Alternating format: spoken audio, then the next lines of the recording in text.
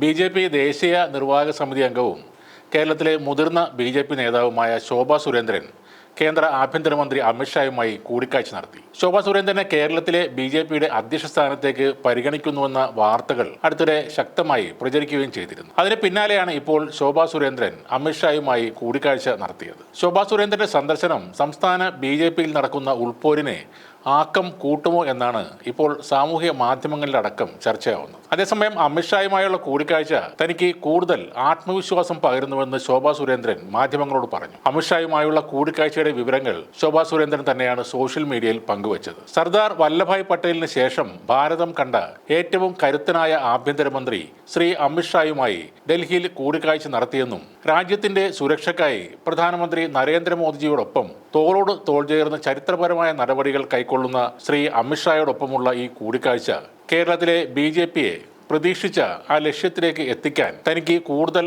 ആത്മവിശ്വാസവും ദൃഢനിശ്ചയവും പകർന്നു നൽകുന്നതായിരുന്നു എന്നുമാണ് ശോഭാ സുരേന്ദ്രൻ ഫേസ്ബുക്കിൽ എഴുതിയത്. കേരളത്തിൽ ബി.ജെ.പി. അധ്യക്ഷനായി കെ സുരേന്ദ്രൻ ടേം പൂർത്തിയാക്കിയിരിക്കുകയാണ്. കൂടാതെ കെ സുരേന്ദ്രനെ അധ്യക്ഷ സ്ഥാനത്ത് നിന്നും നീക്കം ചെയ്യണമെന്നും പാർട്ടിക്കുള്ളിൽ നിന്നും ആവശ്യം ഉയരുന്നുണ്ട്. ഇതിനിടയിലാണ് ശോഭാ സുരേന്ദ്രനും അമിത്ഷായും തമ്മിൽ കൂടിക്കാഴ്ച നടന്നിരിക്കുന്നത്. ശോഭാ സുരേന്ദ്രനെ പാർട്ടിക്കുള്ളിൽ തഴയുകയാണെന്ന വാദം ശക്തമാണ്. മത്സരിച്ച എല്ലാ മണ്ഡലങ്ങളിലും ലീഡ് ഉയർത്തിക്കൊണ്ടുവരുവാൻ ശോഭാ സുരേന്ദ്രന് കഴിഞ്ഞിരുന്നു. പാർട്ടിക്കുള്ളിൽ സുരേന്ദ്രനെതിരെ ഉയർന്നു വന്ന ശബ്ദങ്ങളെല്ലാം ഇല്ലാതാക്കാൻ തൃശൂർ തെരഞ്ഞെടുപ്പ് ഫലം ഒരു പരിധിവരെ അദ്ദേഹത്തെ സഹായിച്ചിരുന്നു. എന്നാൽ പാലക്കാട് ഉപതെരഞ്ഞെടുപ്പിൽ കനത്ത പരാജയമായിരുന്നു ബി.ജെ.പി. ഏറ്റുവാങ്ങിയത്. അതോടെ അധ്യക്ഷ സ്ഥാനത്ത് നിന്നും സുരേന്ദ്രനെ മാറ്റണമെന്നും പകരം ശോഭാ സുരേന്ദ്രനെ അധ്യക്ഷയാക്കണമെന്ന ആവശ്യവും പാർട്ടിക്കുള്ളിൽ നിന്ന് തന്നെ ഉയർന്നു വന്നിരുന്നു. നിലവിൽ ബി.ജെ.പി. സംഘടനാ തെരഞ്ഞെടുപ്പ് പ്രക്രിയ താഴെത്തട്ടിൽ ആരംഭിച്ചിരിക്കുകയാണ്. ഫെബ്രുവരി മാസത്തോടെ ബി.ജെ.പിക്ക് പുതിയ അധ്യക്ഷൻ ചുമതലയേൽക്കുമെന്നാണ് റിപ്പോർട്ടുകൾ. ബി.ജെ.പിയുടെ സംഘടനാ തെരഞ്ഞെടുപ്പിനുള്ള വരണാധികാരിയും പ്രഖ്യാപിച്ചിട്ടുണ്ട്. കേരളത്തിന്റെ ചുമതല